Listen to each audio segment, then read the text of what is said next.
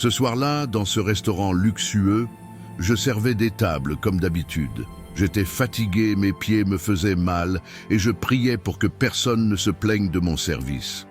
Mais ce que je ne savais pas, c'est qu'un milliardaire assis à la table 7 observait chaque geste que je faisais. Et ce qu'il allait découvrir sur moi allait changer nos vies à tous les trois de façon incroyable. Je m'appelle Sophie Dubois. J'ai 42 ans et je suis serveuse au restaurant Le Jardin Doré, un établissement gastronomique dans le 16e arrondissement de Paris. Un endroit où les clients dépensent en un repas ce que je gagne en un mois. Il y a 5 ans, mon mari est mort dans un accident de voiture. Du jour au lendemain, je me suis retrouvé seul avec ma fille Emma, qui avait alors 10 ans. Mon mari n'avait pas d'assurance vie. Nous n'avions pas d'économie. J'ai dû tout vendre. Notre petit appartement, notre voiture, même les bijoux de ma mère. Depuis, je travaille comme serveuse 6 jours par semaine, parfois 12 heures par jour. Nous vivons dans un studio de 20 mètres carrés dans une banlieue populaire. Je gagne à peine de quoi payer le loyer, la nourriture et les fournitures scolaires d'Emma. Mais Emma est une enfant extraordinaire. Elle a 15 ans maintenant. Elle est brillante à l'école, toujours première de sa classe. Elle rêve de devenir médecin. Et moi, je ferai n'importe quoi pour que ce rêve se réalise. Le problème, c'est qu'Emma est malade. Elle a une malformation cardiaque congénitale qui nécessite une opération très coûteuse. Une opération qui coûte 150 000 €. Une somme que je ne pourrai jamais réunir, même si je travaillais 100 ans. Chaque nuit, je prie pour un miracle. Et ce soir-là, sans le savoir, ce miracle allait frapper à ma porte. C'était un vendredi soir. Le restaurant était bondé. Des hommes d'affaires, des couples élégants, des touristes fortunés. Tous habillés de vêtements qui coûtaient probablement plus cher que mon loyer annuel. J'étais assigné à la section ouest du restaurant, 5 tables en tout. Ma collègue Sandrine s'occupait de l'autre section. Le chef de salle, M. Rousseau, un homme strict qui ne tolérait aucune erreur, nous surveillait comme un faucon. Vers 20 heures, un homme est entré accompagné d'un jeune garçon d'environ 14 ans. L'homme était grand, la cinquantaine, avec des cheveux grisonnants parfaitement coiffés. Il portait un costume sur mesure qui respirait le luxe. Mais ce qui m'a frappé, c'était son regard. Un regard fatigué, presque triste, malgré sa richesse évidente. Le jeune garçon à ses côtés semblait malheureux. Il gardait les yeux baissés, ne souriait pas, marchait avec raideur. Quelque chose n'allait pas entre eux, je le sentais. Monsieur Rousseau les a installés à la table 7, dans ma section. C'était l'une des meilleures tables, près de la fenêtre avec vue sur le jardin illuminé. Je me suis approché de leur table avec mon sourire professionnel, celui que je mettais tous les soirs, même quand j'étais épuisé. J'ai pris leur commande, un menu dégustation pour l'homme, un simple steak frites pour le garçon qui semblait avoir perdu l'appétit. En servant l'eau, mes mains tremblaient légèrement. J'étais fatigué. Je n'avais dormi que 4 heures la nuit précédente parce qu'Emma avait eu une crise cardiaque mineure. J'avais passé une partie de la nuit à l'hôpital avant de venir travailler directement. L'homme m'a regardé avec attention et m'a demandé si j'allais bien. Sa voix était douce, préoccupée. J'ai été surprise. Les clients de ce restaurant ne me parlaient généralement pas comme à une personne, mais comme à un service invisible. J'ai répondu que oui, que tout allait bien, et je suis retourné en cuisine chercher leurs plats. Pendant que je servais d'autres tables, j'ai remarqué que l'homme et le garçon ne se parlaient presque pas. Le garçon jouait avec son téléphone, l'air distant. L'homme essayait d'engager la conversation, mais sans succès. On voyait qu'il y avait une distance énorme entre eux, un mur invisible. Vers 21 heures, alors que je servais leur dessert, catastrophe. Mon pied a accroché le pied de la chaise et j'ai perdu l'équilibre. L'assiette de dessert s'est renversée directement sur les genoux de l'homme. De la mousse au chocolat sur son pantalon de costume qui valait probablement 3 000 €. Mon cœur s'est arrêté. J'ai eu un moment de panique totale. Je savais ce que cela signifiait. Une plainte du client, une engueulade du chef de salle, peut-être même un licenciement. Je me suis immédiatement confondu en excuses, essayant d'éponger les dégâts avec ma serviette. Je répétais que j'étais désolé, tellement désolé, que j'allais payer le nettoyage, que c'était entièrement ma faute. Monsieur Rousseau s'est précipité vers notre table, le visage rouge de colère. Il s'est mis à me réprimander devant tout le restaurant, me traitant d'incompétente, disant que j'allais être sanctionné, que mon salaire serait amputé pour couvrir les dégâts. Les larmes me montaient aux yeux. Je ne pouvais pas perdre mon emploi, je ne pouvais pas perdre mon salaire. Emma avait besoin de ses médicaments. Mais l'homme a levé la main pour interrompre Monsieur Rousseau. D'une voix calme mais ferme, il a dit que ce n'était pas grave, que c'était un accident et que personne ne devait être sanctionné. Il a même ajouté qu'il ne voulait pas que mon salaire soit touché. Monsieur Rousseau est devenu encore plus rouge, mais il n'a pas osé contredire le client. Il s'est contenté de me lancer un regard noir avant de s'éloigner. L'homme m'a regardé avec gentillesse et m'a dit de ne pas m'inquiéter. Puis il a demandé, avec une douceur qui m'a surprise, pourquoi j'avais l'air si épuisé, si quelque chose n'allait pas. Je ne sais pas pourquoi, mais quelque chose dans sa voix m'a fait craquer. Peut-être la fatigue, peut-être le stress, peut-être simplement le fait qu'il me parlait comme à un être humain et non comme à une employée invisible. Il m'a demandé ce qu'elle avait. Et là, sans réfléchir, j'ai tout déballé. La malformation cardiaque d'Emma, l'opération nécessaire, les 150 000 € que je n'avais pas. Le fait que sans cette opération, ma fille ne vivrait probablement pas au-delà de 20 ans. Je pleurais maintenant devant ce client inconnu, brisant toutes les règles du professionnalisme. Monsieur Rousseau me regardait de loin avec désapprobation, mais je m'en fichais. J'étais à bout. L'homme a sorti un mouchoir de sa poche et me l'a tendu. Puis il m'a demandé le nom de ma fille, son âge et dans quel hôpital elle était suivie. J'ai répondu machinalement, encore sous le choc de m'être confié ainsi. Puis il a fait quelque chose d'étrange. Il a regardé son fils, qui avait levé les yeux de son téléphone et écoutait maintenant notre conversation avec attention. Quelque chose a changé dans le regard de l'homme, comme s'il venait de prendre une décision importante. L'homme m'a demandé de m'asseoir un instant à leur table. J'ai hésité, sachant que M. Rousseau n'apprécierait pas, mais quelque chose dans son ton m'a convaincu. Il s'est présenté. Il s'appelait Philippe Arnaud. Ce nom ne me disait rien sur le moment, mais le garçon a levé les yeux au ciel comme si c'était évident. Philippe Arnaud était le PDG d'un empire pharmaceutique, l'un des hommes les plus riches de France. Un milliardaire. Il m'a expliqué que le garçon à côté de lui était son fils, Lucas. Il m'a raconté que Lucas avait perdu sa mère, la femme de Philippe, dans un accident 3 ans auparavant. Depuis, leur relation s'était détériorée. Lucas lui reprochait de travailler tout le temps, de ne jamais être là, de mettre l'argent avant la famille. Philippe m'a dit qu'il essayait de réparer leur relation, mais qu'il ne savait pas comment. Il avait tout l'argent du monde, mais il ne pouvait pas acheter l'amour de son fils. Il se sentait complètement impuissant.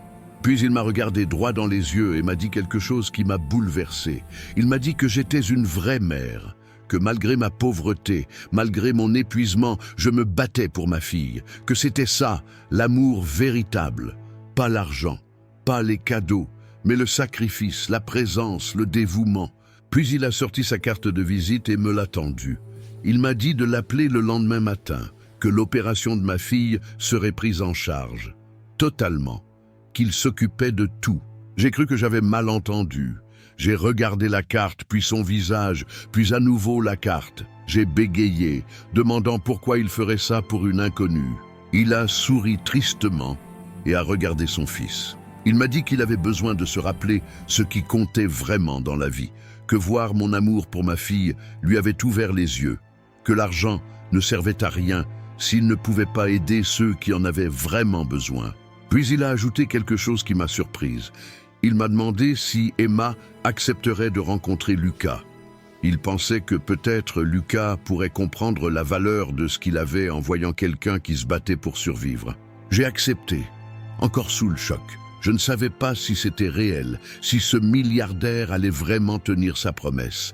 Mais il y avait quelque chose dans ses yeux qui me disait qu'il était sincère. Le lendemain matin, à la 1re heure, j'ai appelé le numéro sur la carte. Une assistante m'a répondu et m'a dit que M. Arnaud m'attendait. J'ai été conduite à son bureau dans une tour de verre moderne à La Défense. Philippe m'a accueilli chaleureusement. Il m'a présenté à son assistante médicale, le docteur Martin, un chirurgien cardiaque de renommée internationale. Le docteur Martin m'a expliqué qu'il avait déjà examiné le dossier médical d'Emma et qu'il pouvait l'opérer dans 2 semaines. 2 semaines, c'était incroyable. Les médecins de l'hôpital public m'avaient dit qu'il faudrait attendre au moins 2 ans, peut-être plus, avant qu'Emma puisse être opérée gratuitement. Et là, en 2 semaines, tout serait réglé. J'ai pleuré dans le bureau de cet homme que je connaissais à peine. Je l'ai remercié encore et encore. Je lui ai dit que je ne pourrais jamais le rembourser, que c'était trop. Il m'a arrêté d'un geste. Il m'a dit que ce n'était pas une dette, que c'était un cadeau, qu'il avait plus d'argent qu'il ne pourrait jamais dépenser, et que si cet argent pouvait sauver une vie, alors il avait enfin un sens. Puis il m'a rappelé sa demande. Il voulait que Lucas rencontre Emma avant l'opération. Il pensait que cela pourrait aider son fils à comprendre certaines choses importantes sur la vie. J'ai accepté immédiatement. Comment aurais-je pu refuser quoi que ce soit à cet homme qui venait de me donner le plus beau cadeau du monde? Une chance de voir ma fille grandir. 3 jours plus tard, Philippe et Lucas sont venus nous rendre visite dans notre petit studio. J'avais prévenu Emma qu'un monsieur très généreux allait payer pour son opération et que son fils voulait la rencontrer. Emma était excitée, mais aussi nerveuse. Elle avait mis sa plus belle robe, celle que nous avions achetée dans une friperie pour son anniversaire. Elle avait coiffé ses longs cheveux bruns. Elle voulait faire bonne impression. Quand Philippe et Lucas sont arrivés, j'ai vu le choc sur le visage de Lucas. Il regardait notre studio minuscule, nos meubles d'occasion, nos murs défraîchis. C'était probablement la première fois qu'il entrait dans un endroit aussi modeste. Emma a accueilli Lucas avec un grand sourire. Elle lui a montré ses livres scolaires, ses dessins, ses médailles d'excellence. Elle lui a parlé de son rêve de devenir médecin pour aider d'autres enfants malades comme elle. Lucas l'écoutait en silence. Je voyais dans ses yeux qu'il était touché.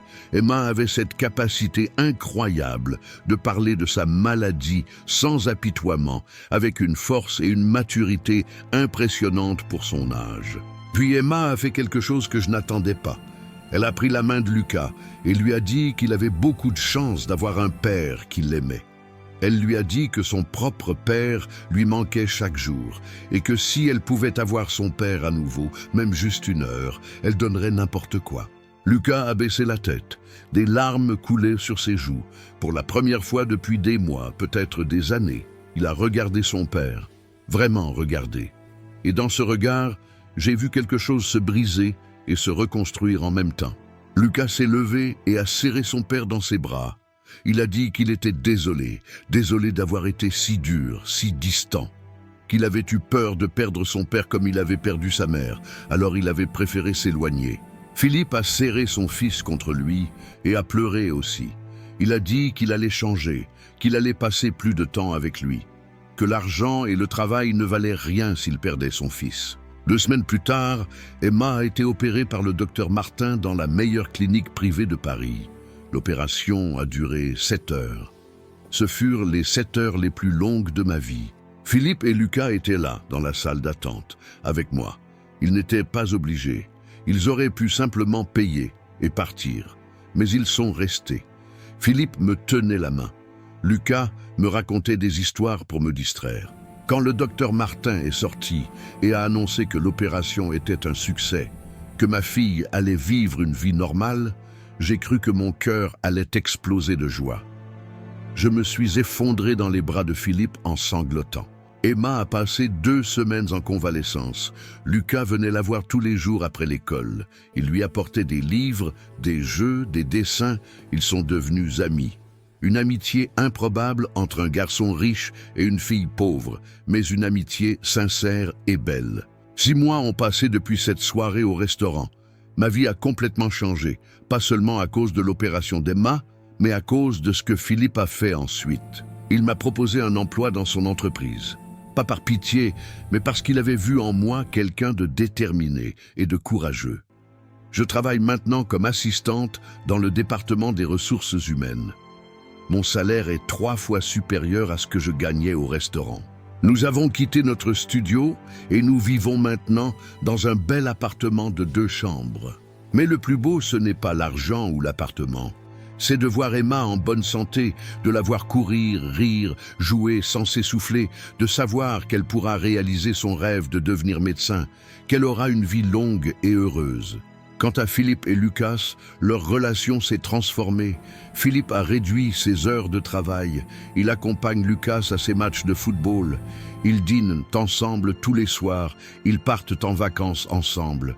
Lucas a retrouvé son sourire et Philippe a retrouvé son fils. Lucas m'a dit un jour que rencontrer Emma lui avait sauvé la vie, qu'il se rendait compte maintenant de la chance qu'il avait, qu'il ne gâcherait plus jamais le temps précieux qu'il pouvait passer avec son père. Cette nuit-là, au restaurant, quand j'ai renversé ce dessert, j'ai cru que c'était la pire chose qui pouvait m'arriver. Mais en réalité, c'était le début d'un miracle. Un miracle qui a sauvé 3 vies, celle de ma fille, celle de Lucas, et d'une certaine façon, celle de Philippe aussi. Parce que parfois, les miracles ne tombent pas du ciel. Ils surgissent des moments les plus inattendus, des rencontres les plus improbables.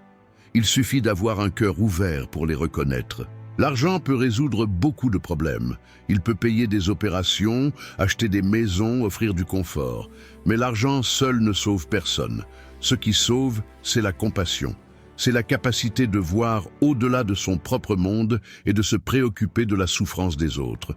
Philippe Arnaud était milliardaire. Il avait tout ce qu'on peut acheter avec de l'argent. Mais il avait perdu ce qui comptait vraiment, la connexion avec son fils. En aidant Emma, il a retrouvé son humanité. Et en retrouvant son humanité, il a retrouvé son fils. Ne jugez jamais quelqu'un sur son apparence ou sa situation. Cette serveuse épuisée que vous voyez dans un restaurant travaille peut-être jour et nuit pour sauver son enfant. Ce jeune homme riche qui semble avoir tout peut être désespérément seul et malheureux. Nous sommes tous connectés d'une façon ou d'une autre. Et parfois, aider quelqu'un d'autre, c'est aussi se sauver soi-même. Si vous avez les moyens d'aider quelqu'un, faites-le. Pas pour la reconnaissance, pas pour vous sentir supérieur, mais parce que c'est la chose juste à faire. Parce que l'humanité se mesure à notre capacité à prendre soin les uns des autres. Et si vous êtes celui qui a besoin d'aide, n'ayez pas honte. Acceptez la main tendue, parce que demain peut-être, ce sera votre tour de tendre la main à quelqu'un d'autre. C'est ainsi que le monde devient meilleur. Un geste de compassion à la fois.